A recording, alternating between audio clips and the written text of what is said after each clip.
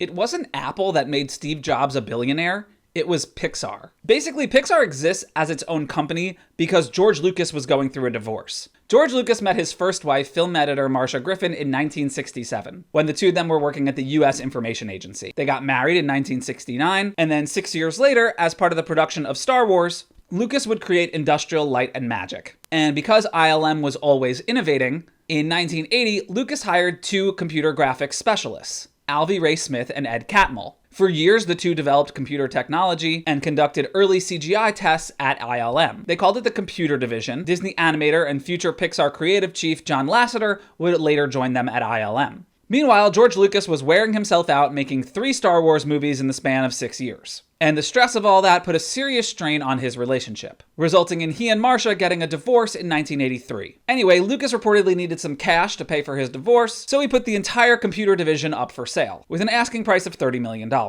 Steve Jobs offered $5 million, but no deal. Lucas then tried to sell half of it to Disney for $15 million, but Jeffrey Katzenberg said no. Philips Electronics and GM then united for a bid, which was shepherded by Ross Perot of all people, but it fell through at the last minute. And so Steve Jobs, who had left Apple in 1985, came back around, increasing his offer to $10 million.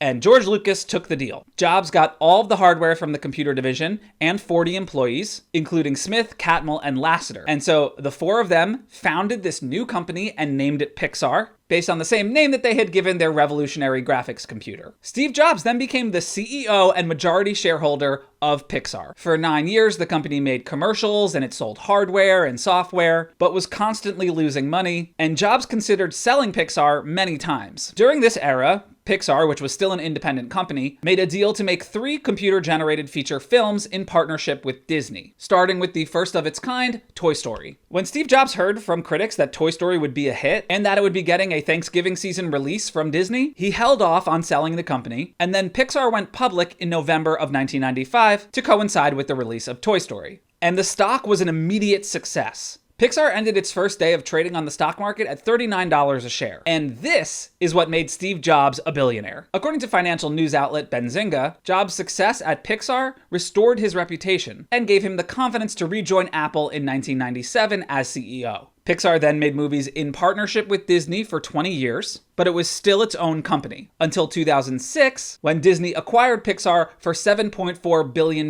in an all-stock deal, which then made Steve Jobs Disney's largest individual shareholder with 7%, which was equal to $3.9 billion. And he also got a seat on Disney's board of directors.